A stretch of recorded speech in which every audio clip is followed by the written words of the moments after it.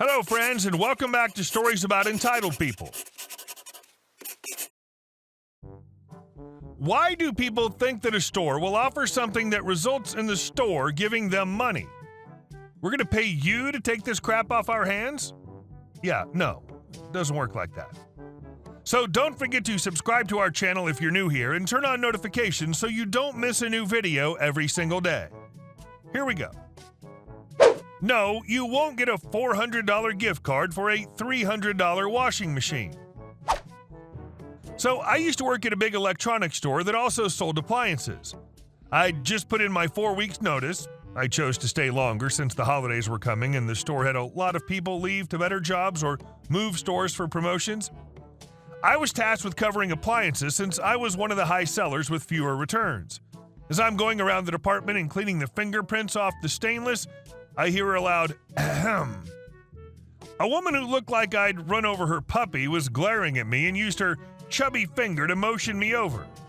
And even if they were mad, I'd try to give them the benefit of the doubt that they might have something else they're angry about and it's not me personally. So I got up from scrubbing and walked over to a large sign that was posted.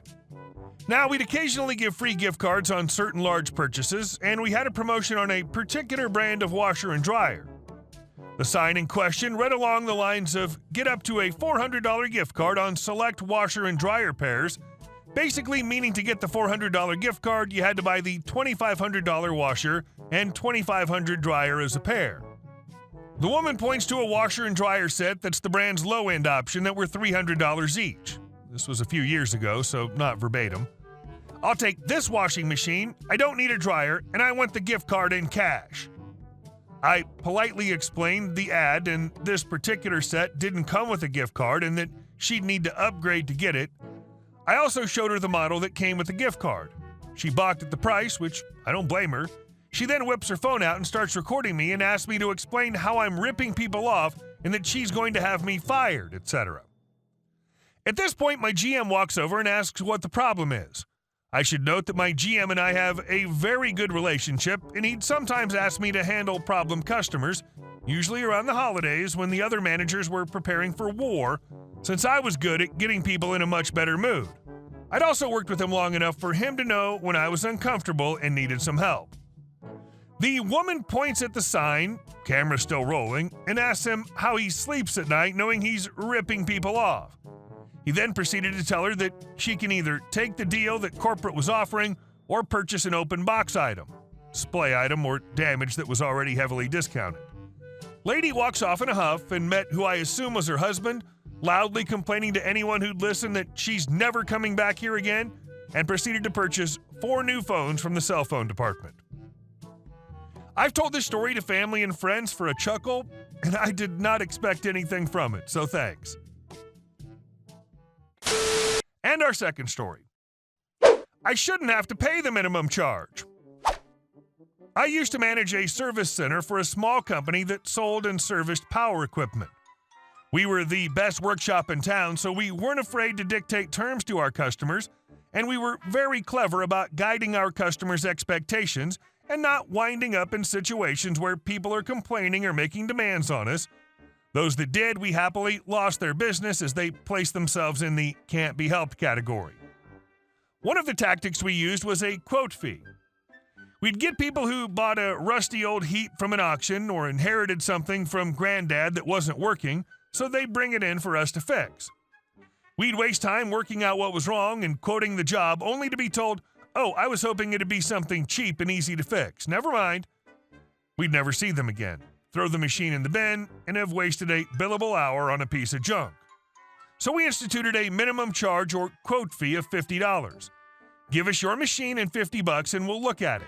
If the customer balks at $50, then you know they weren't going to pay for the actual repair anyway and would probably abandon the machine.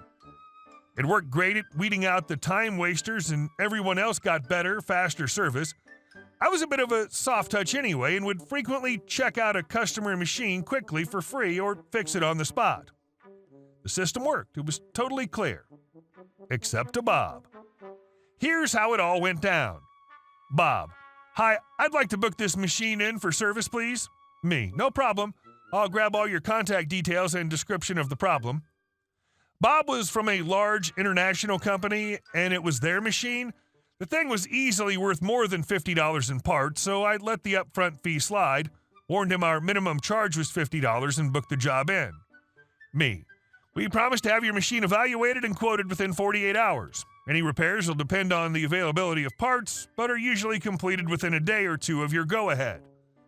Bob agrees, tells me he has 9 more of these same machines with similar issues at work, and he'll probably be bringing them all in for us to fix. Great, I say. We'll be here. Now that same day, I decide I'll quickly check his machine over to give the workshop a head start on any repairs. I find a simple electrical problem, which I fix by replacing a connector and a block jet, which I unblock, and the thing works great. This is all done in 15 minutes, so I figure I may as well give the thing a standard service, which we normally charge $100 for. I ring Bob that afternoon with what I thought would be good news. But no good deed goes unpunished. Me. Hi, Bob, good news. Your machine's all fixed up. It had a faulty connector and a block jet, which I fixed, so it's just the minimum charge of $50. I also changed the oil, cleaned the filters, and adjusted the valves for free while I was there. So the thing has basically had a service and should be good for another year for you. Bob, $50? Me, yep, just the minimum charge, no more. Bob, just for replacing a connector and unblocking a jet? How long did that take? Alarm bells are going off in my head. This jerk is about to haggle on our minimum charge, which is only going on Megabiz's corporate Visa card anyway, and start acting like he knows crap. Me, the minimum charge buys you up to half an hour of our time. If it's more complicated than that, we stop and call you. Fortunately, I fixed your machine in the diagnose time, so it won't cost any extra, just the minimum charge. Bob, I shouldn't have to pay. Me, excuse me? Bob, I shouldn't have to pay. It was a simple fix. It should be free. Me, I know. I wish everything was free too. Unfortunately, we don't do work for free that isn't warranty, and your machine is not within warranty or even bought from us in the first place. So it costs our minimum charge of $50. Bob, well, I don't think that's very good service. Me, you dropped a non-working machine off at a busy workshop and are unhappy that it was fixed and serviced in the same day for the bare minimum charge? Bob, no, I'm not happy with the price. Me, you were told the price. You agreed to it. If you told me I don't want to spend any money this morning, I'd have said we can't help you. But you wanted it fixed, and you agreed to the charge. Bob, I think I should get better service. I have 9 more of these machines that need fixing. I'm a good customer. Me, I haven't seen 9 machines. I've only seen 1 machine that we fixed, and now you don't want to pay for. Until you pay for something, you aren't a customer, Bob. You see how that works? Bob, I want to talk to your manager. Me, what for? Bob, I want to see about this minimum charge. Me, you can't talk to the manager. Bob, why not? Me, because his time is very valuable and you want to argue over $50 that you were quoted and agreed to? Bob, I want to talk to him anyway. Me, your machine's ready. You can come and pick it up for $50. If you don't pay or pick it up within 2 weeks, I'll sell it to someone else for $200. Bob, well, I'll pick it up tomorrow then. Me, no worries. Hang up.